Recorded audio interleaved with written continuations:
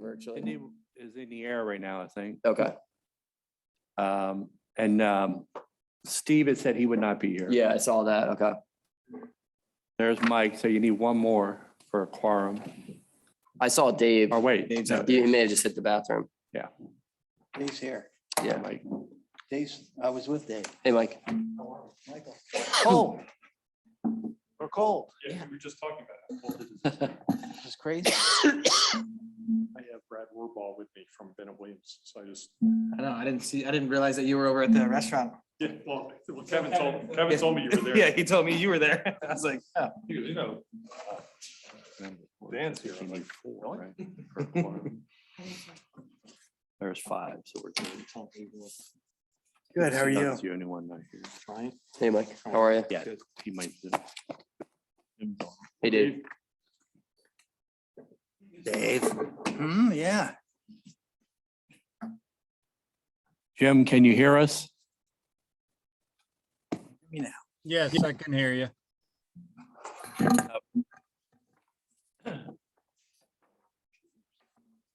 No, they get moved around, I think, and they're all over the place. They're up, they're down.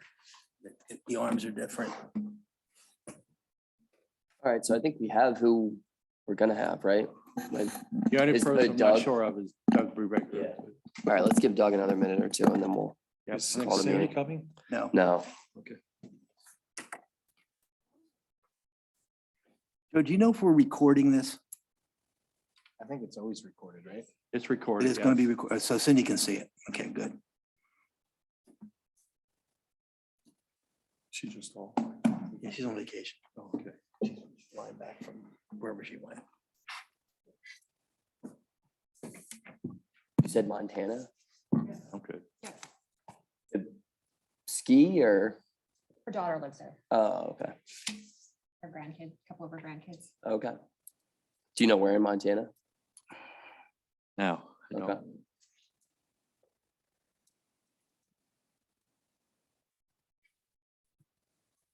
I think it's near Great Falls. I thought that's where she said she was going into. I have a- She'd gone out to before. I have a client that lives in Bozeman, but that's the only thing the only region I would really know. Or Helena. All right, why don't we call the meeting to order and we can update Doug when he gets here. So, yeah, go You ahead. can get some. Okay, so the first, why don't we discuss the Finance and Operations Committee report first? Jim, I know you weren't there, but we had a meeting, was it last Tuesday or 2 Tuesdays ago at the township building to discuss the different agreements. And we just want to make sure that we have a little bit of a discussion about them, see if there's any questions from the broader board.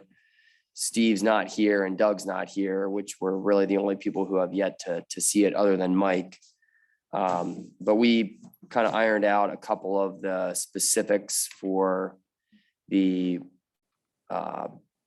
different agreements. And before we actually take them to the board, we want them reviewed by the auditors to see if they have any feedback and then call eventually for a formal vote from the authority to send that to the Board of Supervisors for approval. Everybody got a copy via email. So if there's any questions, anything that anybody wants to bring up, I'll open that up now to questions and comments. Seems like everything was addressed based upon our discussions.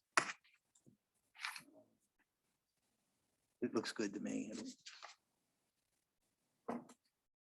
I can offer up, Gina and I had gone over these documents yesterday, and we just have a few subtle things that need, I want to circle back with Frank on, Okay, whether he maybe didn't, the language, there might be something missing, or, well, the one item I can talk about right now is on the employee leasing agreement. yep, Actually, I'm good to go, except I think when we had our internal meeting, we had suggested, right now, the document has an Exhibit A and an Exhibit B.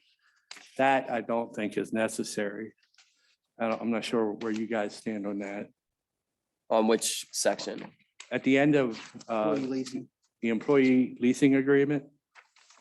This, again, this was a boilerplate document. Oh, yeah, it's blank, right? I don't have anything on mine. Yeah, but I think I read this like we were supposed to fill it in. I gotcha. I think Frank kind of concurred that we could just not Eliminate it. have that. Okay, So that's just a little thing. okay. So yeah, if you want to bring that to Frank and just see if he's okay with that. Okay. And then I guess while I'm at it, on the latest little document, the one referred to as memorandum of understanding. This deals with the township administrative staff providing services to the authority and assessing an administrative fee to get reimbursed, which is what we do right now with the golf fund. Yeah. If you had just a minute, on item 1 there, they talk about, he has a list A to F of township provided services. We just wanted to enhance that a little bit. His item A says that the preparation of monthly financial statements, which that's fine. But we're thinking, well, no, wait a minute, before you get to that point, we thought there should be some language there that says process all financial transactions for the East Hempfield Rec Authority and maintain the general ledger as well as the bank account. Just stuff like that we wanted to add. Yeah, okay. And does that take the burden off the authority to be on those accounts? Tom? I don't think so. It's just, it'll still be up to us to see that they're administered properly in terms of when it comes to issuing checks and agreeing to contracts, those kind of things. Mhm. But it'll be the township's responsibility just to keep things in good order in terms of accounting practice, as I understand it. Okay, Yeah. And it's just, the reason I point that out is under his section 2, he mentions the finance director and the township manager, but it's actually 6 to 8 people that'll be doing that type of stuff. So okay. just wanted to make sure we were on the right page there. Is there any terms in that document as far as what the cost is to the authority for that? It's currently not spelled out, no. Does it need to be, do you think, before we? That's a good question. Huge cost, right? Pardon? Huge cost Yeah. to the authority. Yeah, our thinking was we would just echo what we do right now with between the golf and the general fund. Is that hours logged or is that kind of like, No, it's an annual calculation. For example, take my position and make an assumption that I spend so many hours a year dealing with the golf course right now. yeah, And then it'd be parts of my salary, my benefits, that type pro of rata thing. to the authority? Yeah. Okay, Also, Joe Vosnock, who's in our maintenance department, spends a lot of time over there, whether it's working on golf, hopefully not anymore, but golf carts and that type of thing. okay, So it's a calculation this time, okay. and we bill it quarterly. Is that in the document though, as far as spelling that out specifically that? The how- quarterly invoicing is in the document, Okay, but there's no mention of what that calculation is. okay. I would ask Frank's opinion on that if we need to spell that out in that document. Yep.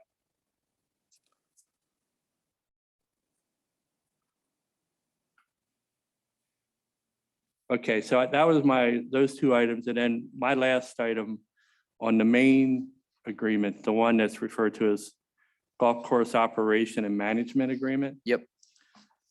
I actually just wanted to touch base with Dan as far as the section regarding insurance. He had some comments about that I Okay, shared. but that's fine. We can discuss Because I'm a that little now. cloudy on how this would work. Yeah, Okay, What, just for reference, what page was that on? Looks like 10 it starts on. Yeah. 10, yeah. I think my comments from the prior meeting, Well, you emailed me and you said that we should probably get in front of somebody to kind of get a better idea of that. well, we need to contact EHD, who does the insurance for the township and the authority now, and just discuss with them what we're doing here.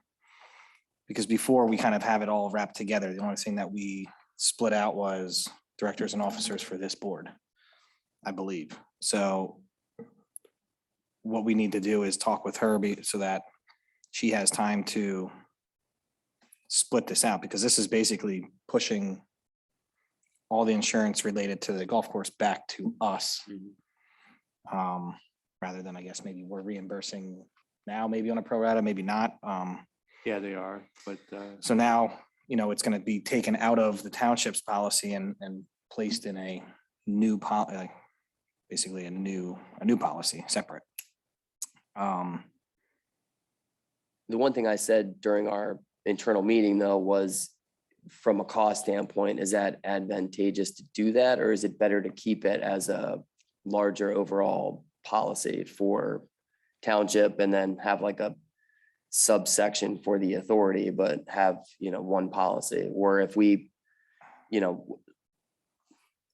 it's a $5 million policy, I'm just making up numbers. If it's a $5 million policy and let's say the authority is 1/5, we pay 1/5 of the premium or, whatever the cost is, but you keep it as one. If we kept it as one, we have to revise this document, because this Okay. document's pushing it back to the rec authority for for all of the coverages, basically. The expense difference, yes, it's probably gonna be a little bit more expensive. Okay. And to make things simplified, just because we're not buying in bulk, we're buying smaller, so there'll be certain things that were added benefits to us at the golf course that was just rolled into the municipality policy. Now we're actually gonna have to address certain things if we want everything from a coverage standpoint. Yeah. We addressed the umbrella limit. I guess the only thing that we need to make clear, and maybe it did and I'm missing it, but are the employees of the golf course going to be rec authority responsibility? Like, are we gonna have separate payroll? no, the We're not. employees will We're keeping remain it still over township there. employees.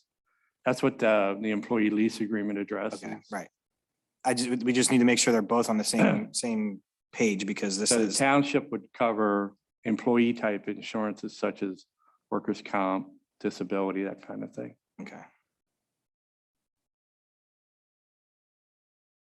But Dan, on page 11, where Frank had listed out under section 702, he talks about general liability on down through.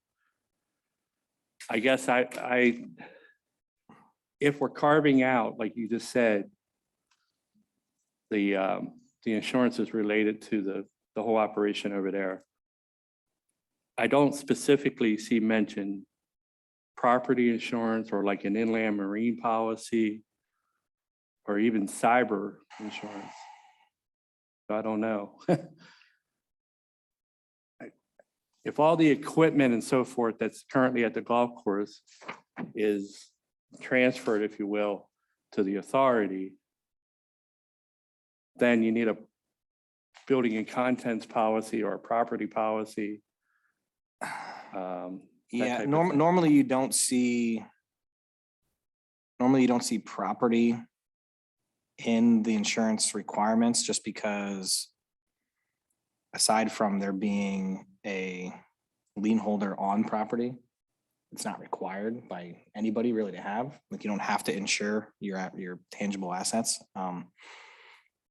Okay, well, let me ask But I think we should. Yeah, I mean, that's just something that we'll have. I mean, there's no reason not to insure it, but so lo and behold, if the maintenance building were to burn down with all the equipment in there, who are we dealing with at that point? Is it the township or the authority?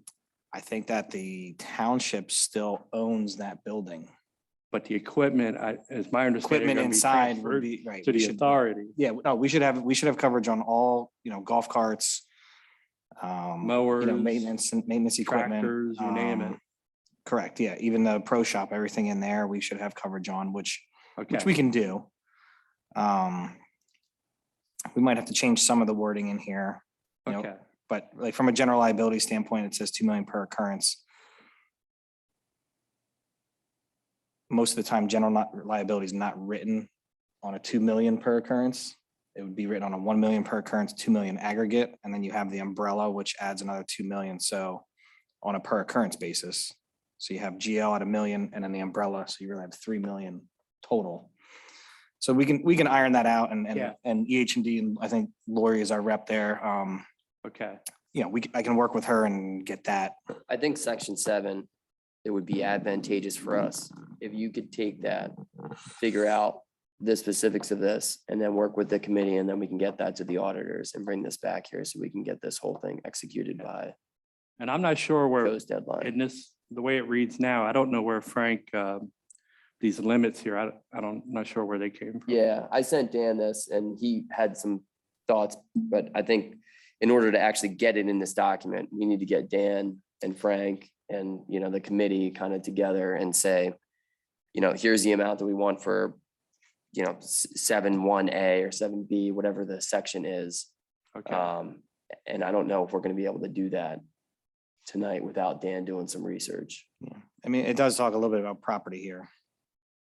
Policy shall be endorsed specifically to effect that the proceeds of any building July contents 1 or is the goal. business interruption loss. We have the May. and shall be made June payable meeting to township. prior, But So it's we have to saying that align that with the we should supervisor have meeting it as and well. it should be, the lost PE should be the township, not the rec authority, but okay, Without going too far into the weeds, if you look at the subsection G of that section 702, it says basically other insurance and amounts as reasonable judgment prevails can be included. So that's sort of a catch-all, that as things come up, we could always make amendments to the policies and not delineate every little nuance of what they might be, if we wanted to try to keep it more of a general in nature.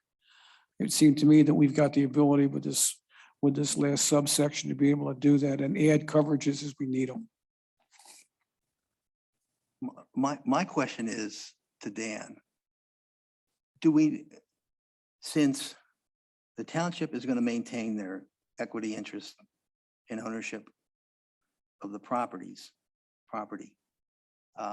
do we even need a separate insurance policy? I mean, we have one in place now. My concern is that if we break away from that main policy, we're going to wind up paying more than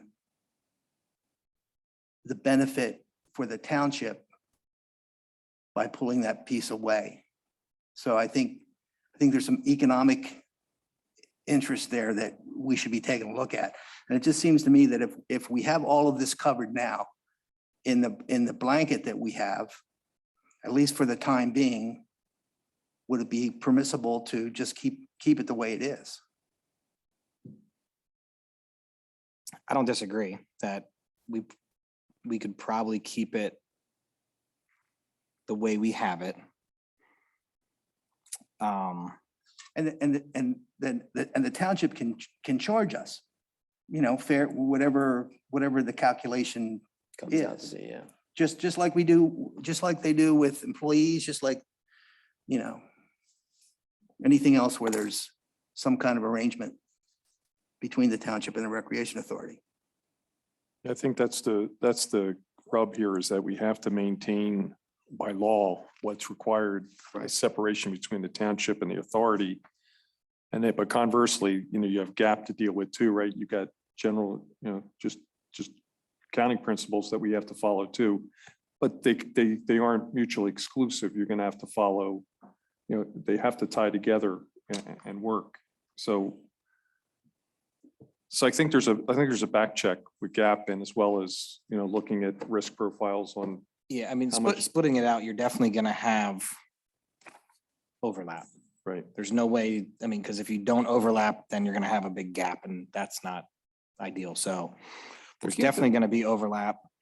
From a cost perspective, we're not talking about a lot of money, maybe $2,000 max. Well, couldn't the township, I mean, the authority be included as an additional insured on the township policy? I think we are right now. Then- We're an additionally named insured. Well, then Tom's point is well taken. Maybe we don't really need, Right, so essentially what we would do is if we're carving out the golf course on a separate policy for the line items that are necessary, then you carve that out, like we would not be an additional named insured under the township's policy. We wouldn't be anything under their policy anymore. Because our new policy would be listing the township as additional insured. So it complicates things to split it.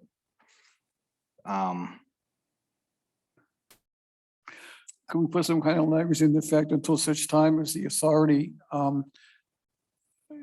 actively employs employees? That could be, it could be switched over and then we get our own policy then. Don't know that we're gonna have our own employees. We're always gonna have the township employees that. Well, we had talked at some point in the future, maybe they would come over and be authority employees. That was part of the discussion. Yeah, I we mean, had a once that couple weeks happens, ago. then we have a state number where we have payroll that goes through. Once you have that established, then, yeah, then there would be our employees, but we don't have that established now. The same with employment practice liability, right? So that coverage, which is number C under 702. That's essentially coverage for acts of employees. So the rec authority doesn't have any, this coverage wouldn't be applicable because we don't have anybody to trigger coverage under. So, I mean, yes, there's a bunch of overlap here. Could we check with Engel Hambright and see if we can keep things the way they are? And then make sure we contact our auditors and see that they're okay with it also.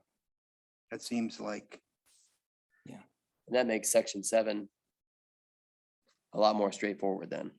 I would think so. I mean, it would almost eliminate it. I mean, section 7 doesn't need to be in.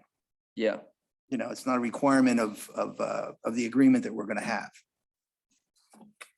Yeah, I mean, I know Lori personally, so I could sit down with her and hash it out. I mean, there's gonna be no easy way to break down the exact cost. It's gonna have to be. Yeah, I don't want to say estimated, but Prorations and allocations, I think yeah, I mean, it comes down to two things. One's going to be transparency, right? Making sure that if in fact we're trying to get the expenses of the golf course and the operation here, they're isolated against revenues. I mean, we're going to go through that exercise, and in some cases, well, simple formulas, and others maybe not so. So property, golf courses, the equipment, that stuff is very straightforward. There's a number for those things. Umbrella, GL. I guess GL you can kind of come up with. Umbrella, you're never going to be able to break out. So you're just going to have to Yeah, well, I'll say definitely, we're responsible for 1/5 of it or 1/4 of it, whatever. But we're not talking, I mean, at the end of the day, the money's coming from somewhat the same spot. Right. So if the rec authority pays $500 more than what they should have, it is what it is. yeah, I'd be in agreement trying to keep the insurance part as straightforward as possible. Probably is better for the township and for the authority. I think maybe I didn't mention earlier, I did forward all these agreements to the township auditors. So they just received them today. okay. So they're going to be coming back with comments and concerns if they have any. But I will definitely circle back on this issue of insurance with them if they don't bring it up themselves. But I can tell you in my discussion with the auditor, from an accounting side of things, it comes down to all the assets, whose are they? Say we are up and running July 1st.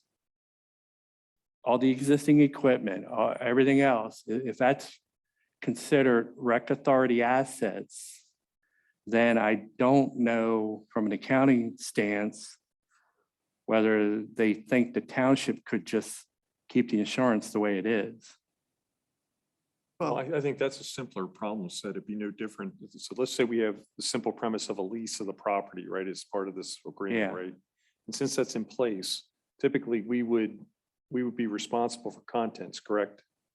Yeah. So, I mean, I don't think, I think that's actually an easier problem set. As long as we own them. Right. But in here too, though, it's telling us, if you go up to section 7.1, under D, it says all property insurance shall be endorsed specifically to the effect that the proceeds of any building contents or business interruption is made payable to the township. So it kind of contradicts itself, right? They want us to own this stuff, pay for the insurance on it, but any insurance proceeds go back to the township.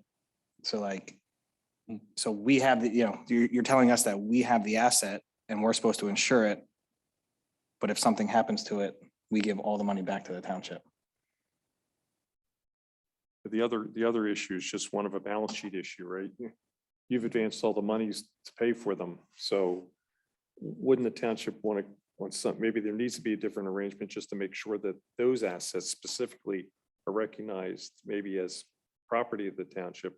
And there's some other arrangement between the authority and the township on those specific pieces, that maybe that provision, Yeah, Frank is working on, for the new equipment, he's working on a document. We don't have it tonight. Again, between the rec authority and the township, as far as paying the money back to the township over a 4-year period. That's at 570,000 for the equipment.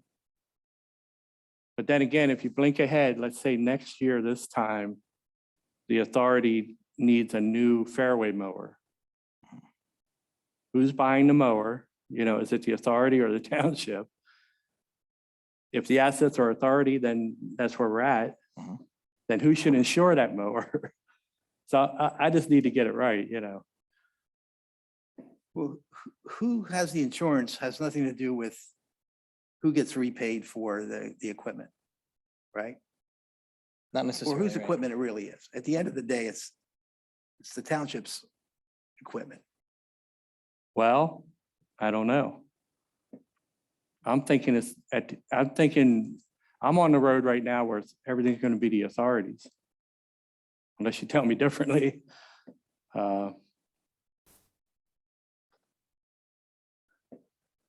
We're gonna, Complicates then the insurance aspect. I mean, It doesn't, it doesn't, the inventory in the pro shop on June 30th is going to become the authority's inventory on July 1st, I thought. And so on,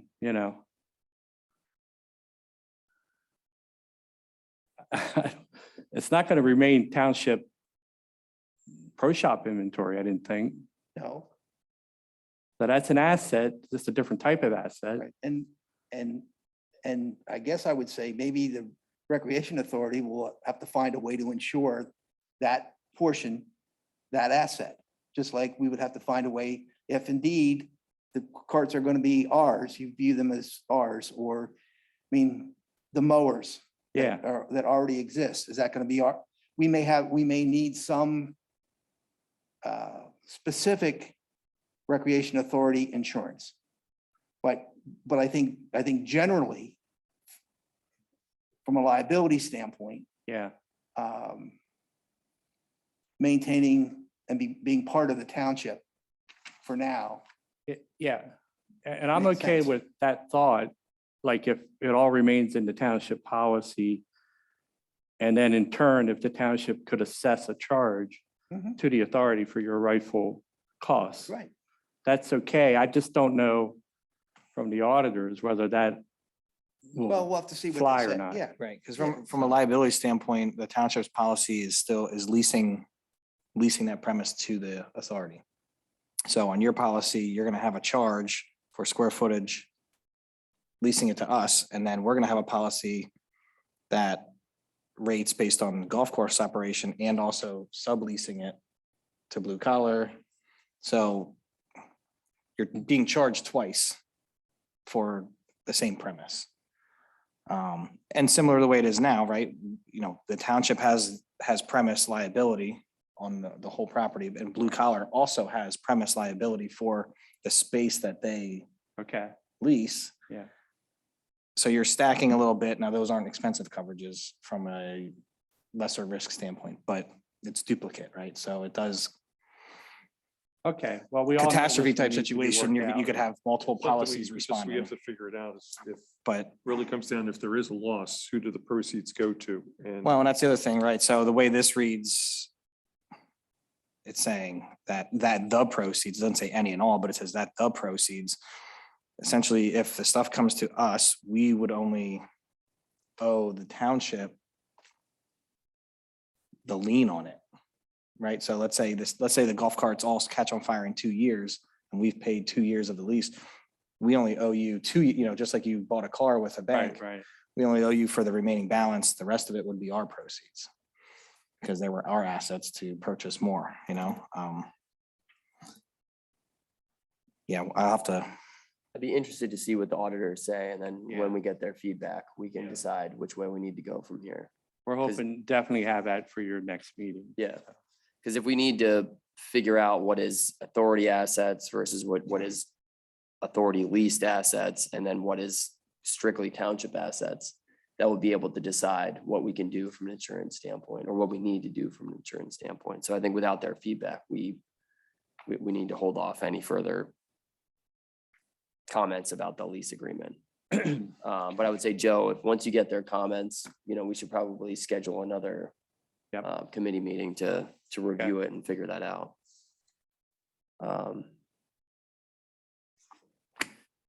Any other comments on the agreements? Any of them?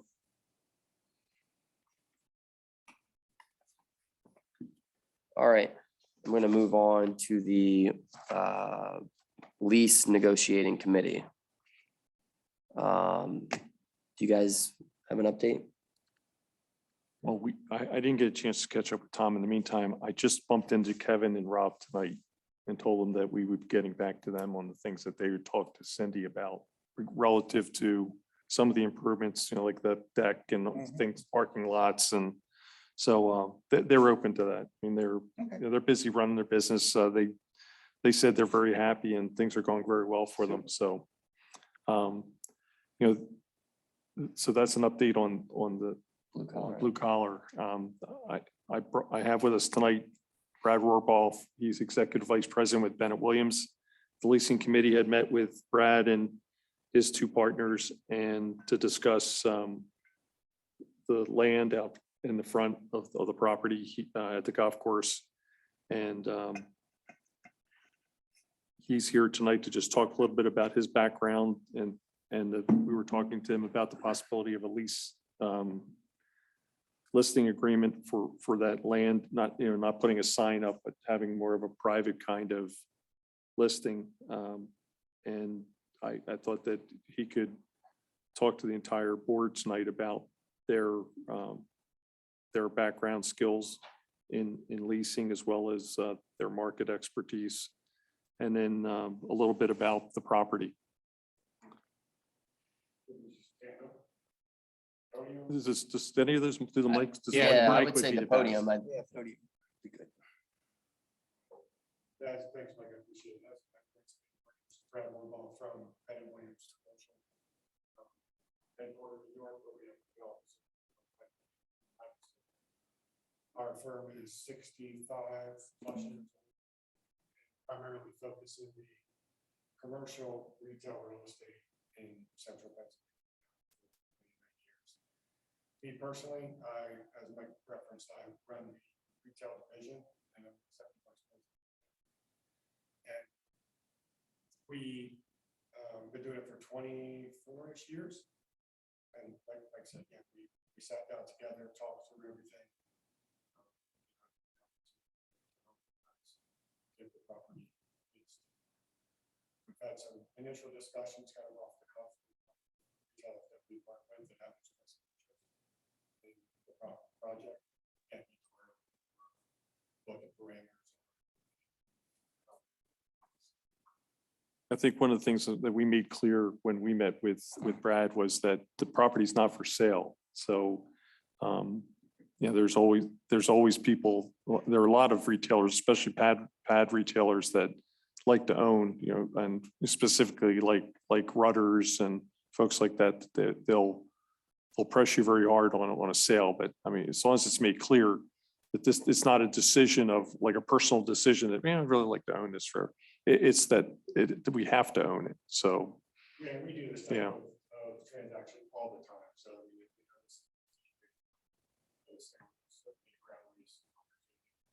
You know, the complexities of the ground up deals or do build to suits, which is.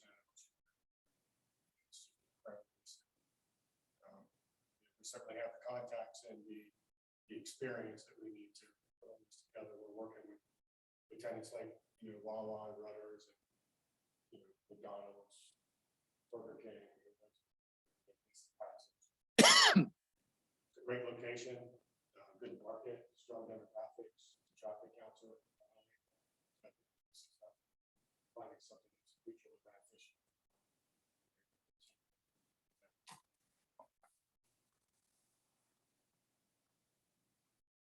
With that, a couple of questions. Mike's giving you some idea of what our thoughts are, I'm sure. From a zoning standpoint, right now, the property zone recreation, okay? And you're familiar, I'm sure, with all kinds of zoning. What would be most advantageous for us in terms of moving it from recreation to what type of zoning district? What would give you the most flexibility? Do we need to do that before?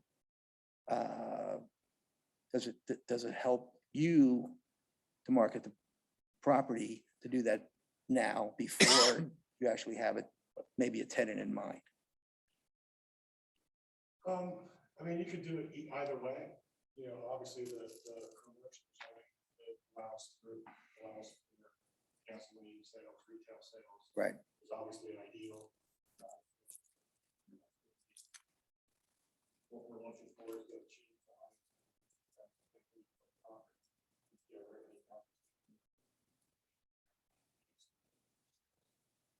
They're too high.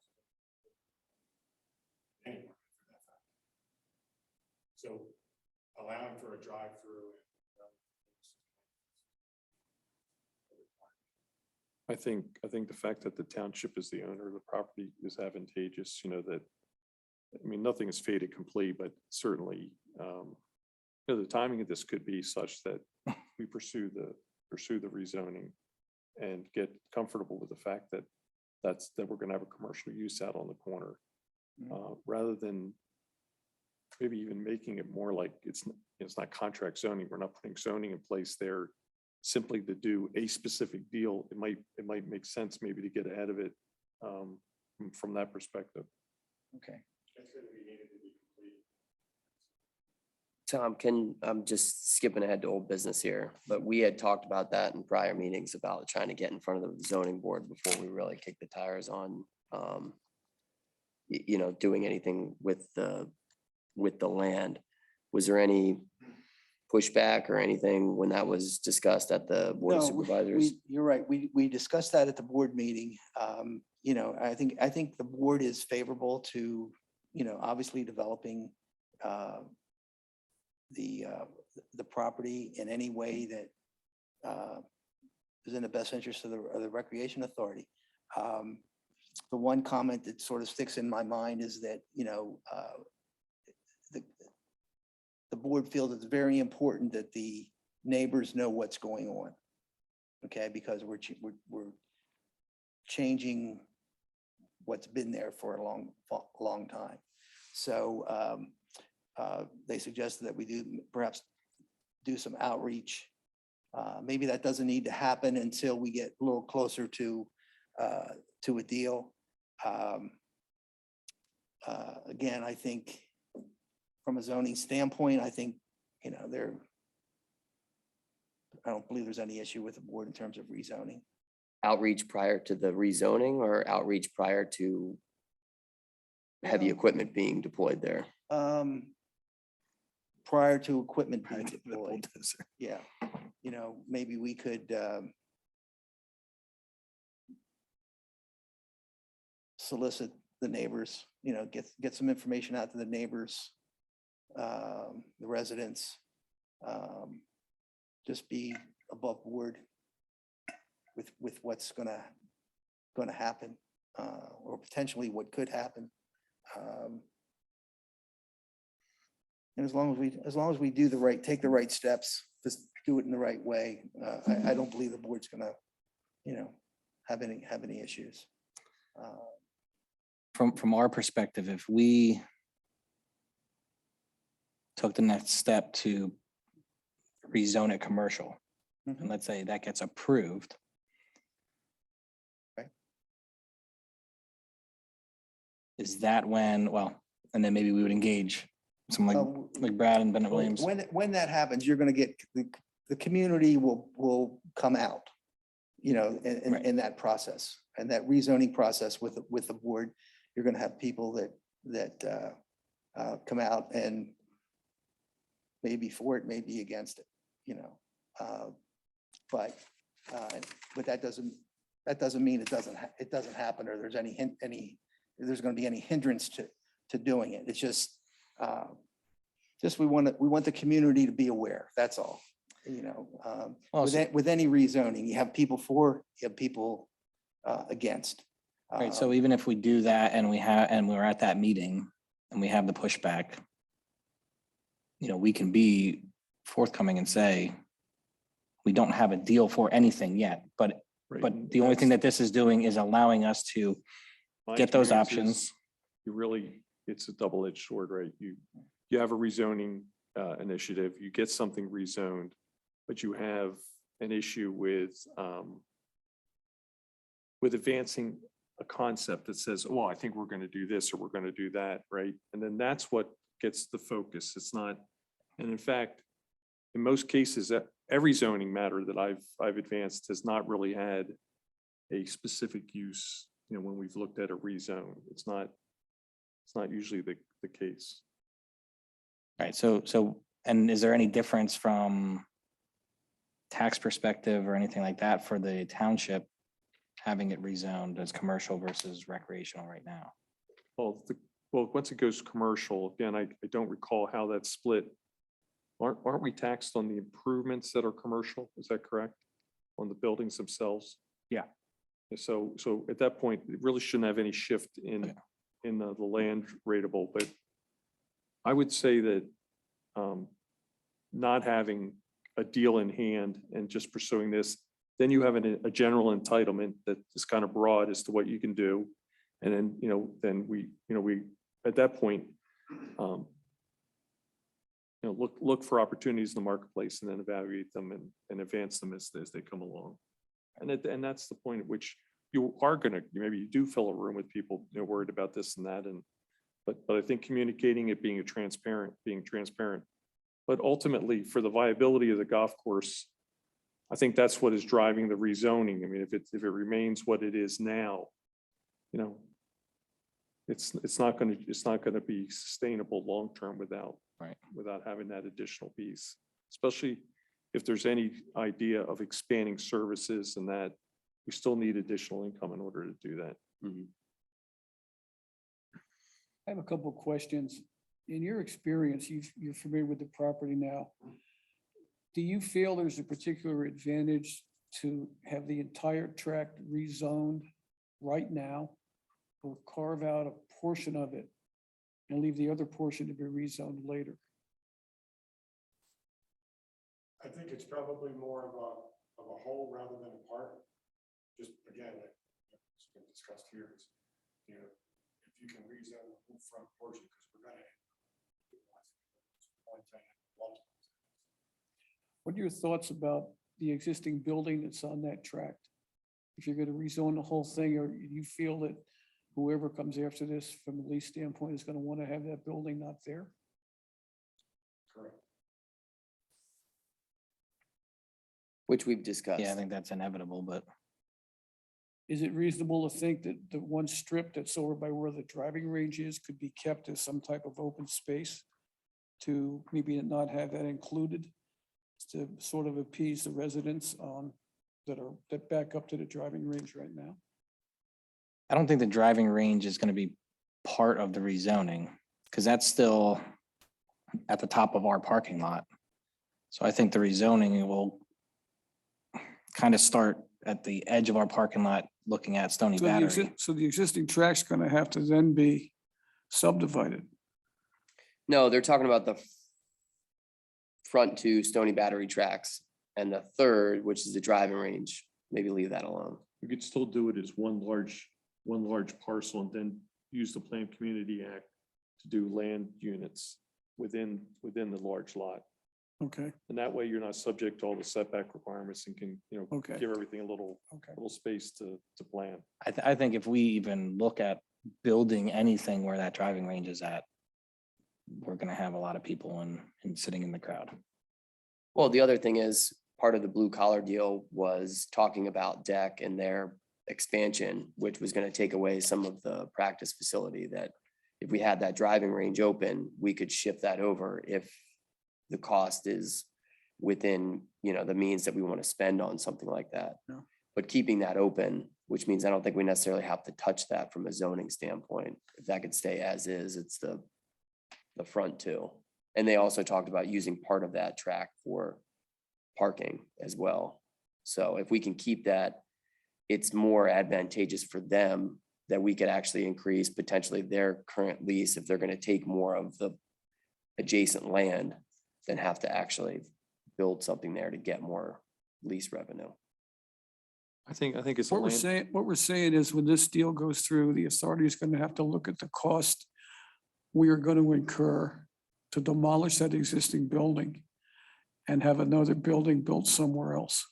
Those costs are gonna be well, it's significant. something we need to look at, but it has to be, again, would not be the first time that, depending on what we're able to secure from a deal perspective, everything has its limits as to what they can spend or that. Understand. So whether or not that their deal can afford relocation or not is something we need to look into. But I think before we even get to an actual transaction, there's a planning component that has to happen here. One would be defining what land are we saying we want to do for commercial development.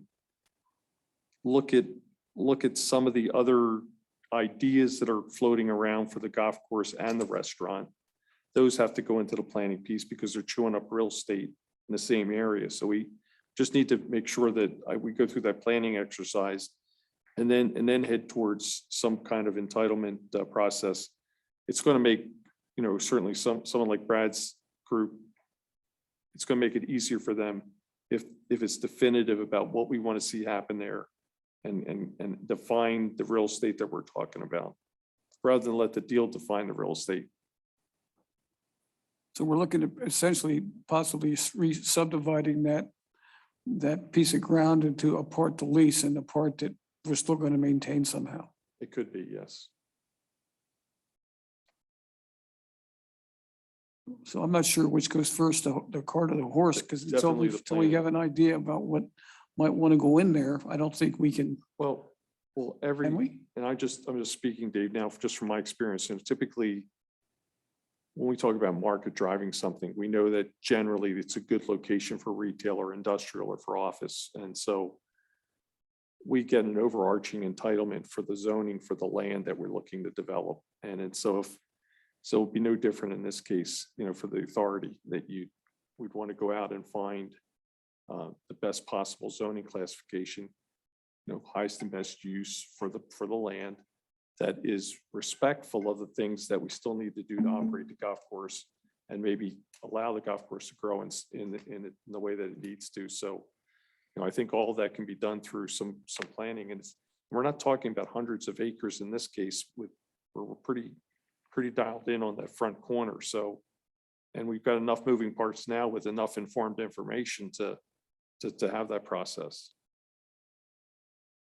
But you feel that building has to go to have a viable to give us the most viability and the highest financial payback. For it. Okay.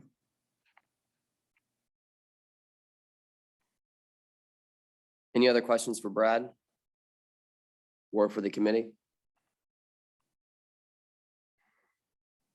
No questions, but I think we should talk about a way forward from here. I think we should take a look at what piece we want to look at. And then have some discussion with Cindy, see how the authority should move forward from here from a rezoning standpoint. I think we need to let the board know that really anything that we do there, we're gonna need a rezoning. Okay, and we like to get the wheels rolling on that at this point. Would you say that it would make sense to have the lease committee come up with a recommendation as far as zoning, or do you think that we need to have a rezoning committee to really, like, how involved is that process? I don't want to put too much on, I mean, half of us are on every committee anyway, but, you know, if we had a zoning committee, is that something that is a rather straightforward process? Or is that something that's going to be more involved that we would need to take that into committee in order to Well, I think accomplish? we want to rezone it with as much, in a way that would provide as much flexibility for a new tenant as possible. Agreed, yeah. You know, and again, Cindy or Nate would be the best source for information on that. Okay, They could steer the authority in that way, and then you know, once they settle on a zoning classification, then we can move forward from there, okay. I would say. So we asked Cindy then if she can kind of drive that as far as the Well, zoning. I think we should, if it's the consensus of the board that we want to move forward, you know, we should agree that we want to take a look at the rezoning, yeah. The township's going to be its own applicant. They're going to be the ones Right. submitting the rezoning petition, Right. so.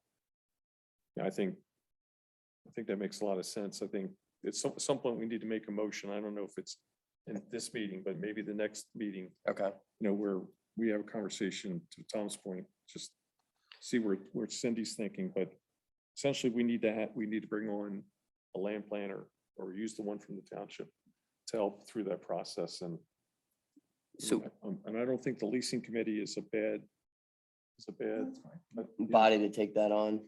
yeah, yeah. I think, and I would, I was gonna say, I can follow up with Cindy, you know, next week and just kind of get her thoughts on it. And then if we want to put that as an action item for next meeting, to call a vote about whether to formally pursue the rezoning of the parcels. I do believe there needs to be somebody that's also on the other committee, the finance committee, because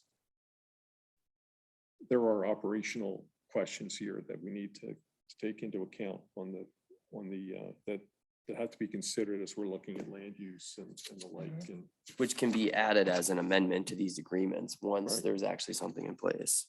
But yeah, I guess our goal would be to have these conversations and be prepared to make a motion next month of, I guess, how we present to well, the board or to whatever. engaging DMA, because the board needs to be informed, right? I mean, you need to have information. So you're not doing a plan, you're just simply creating an area that you would like to have zoned that has taken into account all the other things we've talked about other than the retail opportunities. And our David Miller Associates can handle that. Absolutely. Yeah. okay. As I believe they have in the past, just. Yeah, and they have the pedigree. Right. They did Richmond Square for us, and they certainly get it.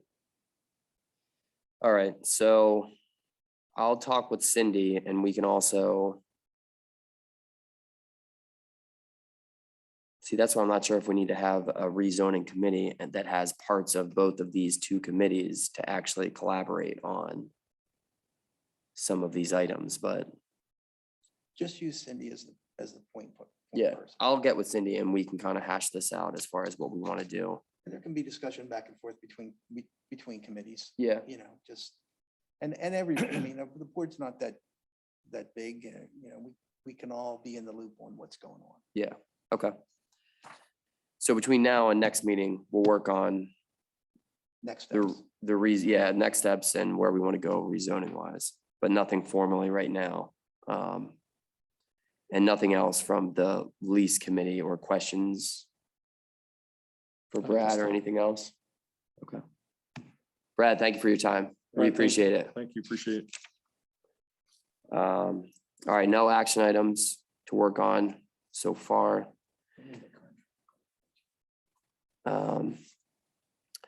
Goals and objectives for the golf course. We've talked about that, I think, for now, unless anybody has anything to add on that. We're kind of working through some of those, which is the agreements and then obviously the redevelopment. But if nobody has anything for that, then I'll move on to the next old business item. Jim, do you want to give a quick update on the golf operations? Yeah, the report's there, another strong month, and we're off to a good month for April as well. The tournaments are looking good. Pretty much everyone, all the tournaments from last year have rebooked. We've gotten quite a few new ones, plus additional couple leagues. So we're on track. We're getting staffed up and getting ready for season. Any updates on the carts or the mowers? I checked with the guy today. It looks like the carts are in production, so we may get them next week. And the mowers, we're still waiting to see. Hopefully, they're saying August. Have you gotten any piece of equipment on the mower front? No, we haven't gotten anything yet. Okay. Anybody have any questions for Jim? I guess, obviously not getting any of the equipment yet from a mower standpoint. How are the current mowers situation with what we have right now? Yeah, it's doing fine. They'll get us through until we get the new ones. Keep our fingers crossed. Okay.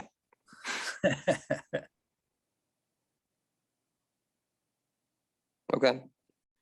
Anybody else have any questions for Jim?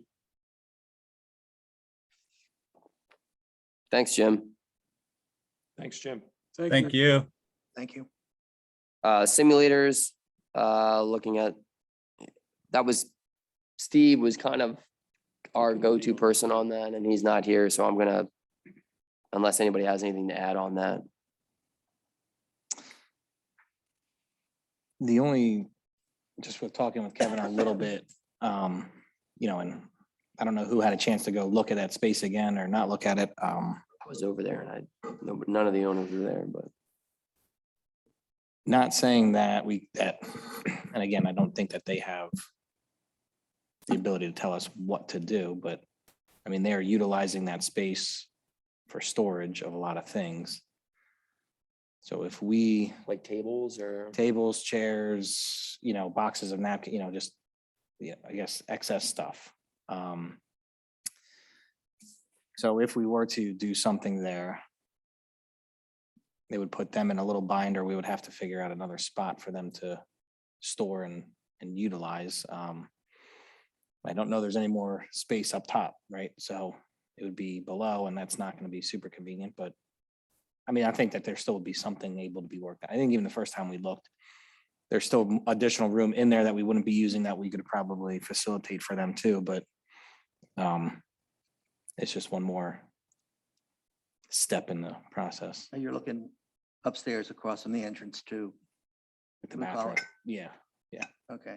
I haven't been up there in 6 or 8 months, but is that their merchandise or is it the township's merchandise that's left over from you know, because I think I think all that up there was the townships, right? Wasn't it, Joe? You're talking about in the top of the barn? Yeah, top of Yeah. the barn. Like the old banquet. I think, Stuff. I think some of the old banquet stuff in essence is blue collars now. Oh, it is blue collar. I think And we one- turned- At yeah. one point I talked to Kevin and he indicated that they had stuff stored over there. But I can't tell you what's what. So it might be a mixture. I think it's a mixture of leftover and new, just because it's space that's not visible. So they're utilizing it for everything. But they're not leasing that. I don't know that answer. So that just brings up the question, like, you know, we lease the space, we got the deal done. And the township has been wonderful with supporting this whole opportunity. I'm just wondering, you know, is there a person who's been assigned the, you know, the responsibility for, let's call it lease operations, or just making sure, or lease administration, to make sure that they're doing the things they're supposed to be doing in the right area? You know, and I know, look, the communication's been good, but it's just things like this that, you know, you need a point person that says that's who they go to about all these things. And so who would that be, Joe? Just not putting you on the spot, just, is that Cindy doing that now? Is that, Who's doing it now? yeah, Cindy's been the Kind of the sounding board, catch-all right? for all Yes, sir. questions. Cindy's. To the extent it's being done, it's Cindy. Yeah. But I mean, I'm not sure who it should be doing it in the end. Is she online now from Montana going, No. I don't do that. I mean, you know, again, obviously none of us on the board are there day to day, right? And they get into a bind with a banquet or a big party and they're shifting stuff around. They have a key to the Right. door, they just put stuff in there for that day, they move it back out, but I would assume that if there's a question like, hey, can we put stuff here? They're just doing it. They're either just doing it or they're calling Cindy about it.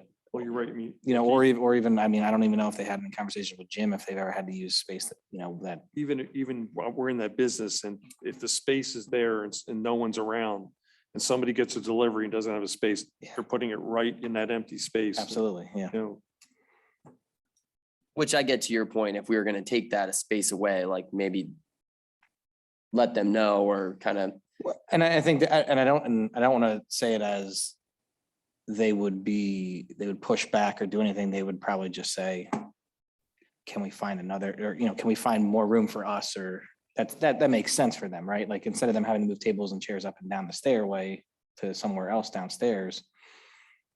And I think there's plenty of room up there. I think if we were going to go in there and fit it out for simulators or something, we could fit out, call it a larger walk-in closet as well. Like, I mean, I don't see that being a big issue at all, yeah. other than the space is kind of being used now. And I think that's one of the many details that if we actually were to, I don't think- to yeah. put the simulators in there, that we would have to figure out. Right. I don't think it's going to stop us from doing what we want to do. It's just Well, one more thing there. Yeah. Right. So let's decide whether we want to, whether we need the space or not. I mean, you know, I hear what you're saying about them using the space perhaps without anyone really knowing, but I mean, I think we have a lot of unused space up there. And it's just inefficient for a lot of different reasons, but and we could certainly make better use of that space, but and that's part of the barn, right? Yeah. I think Yeah, it connects and into, that, which brings up the whole question about the barn, the facility there, the pro shop.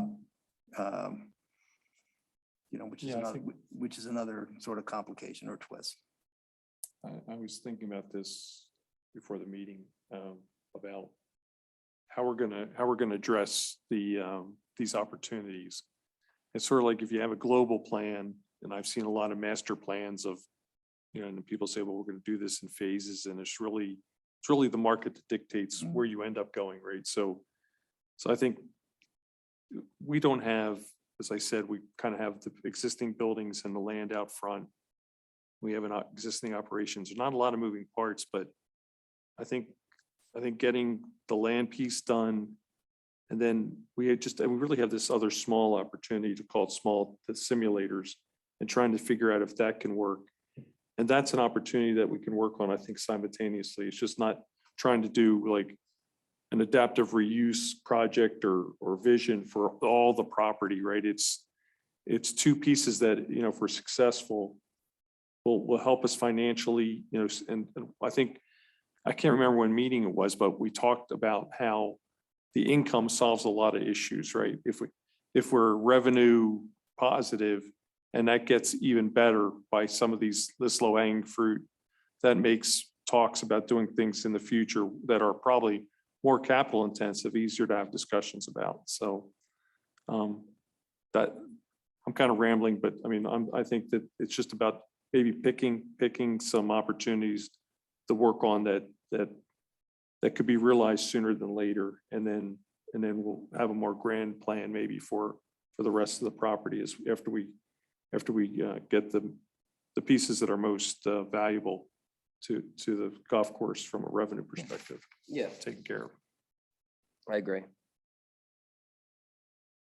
So we'll get more into that down the road, especially as some of these other projects will probably take up more of our board bandwidth. So anybody else have anything for the rezoning? We kind of already addressed that. And I'll send an update out once I'm able to check in with Cindy. Does anybody have any new business?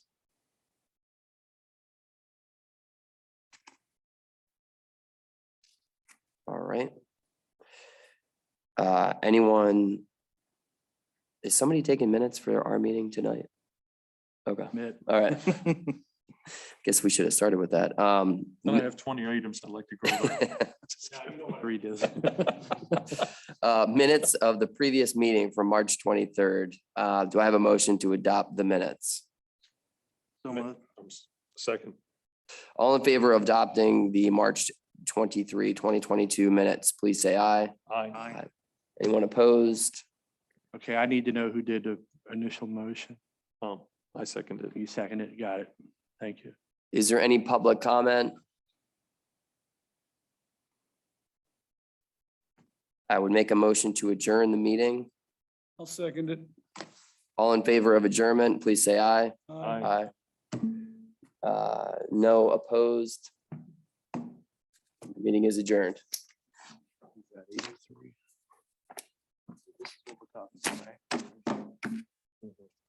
All right, so you're gonna.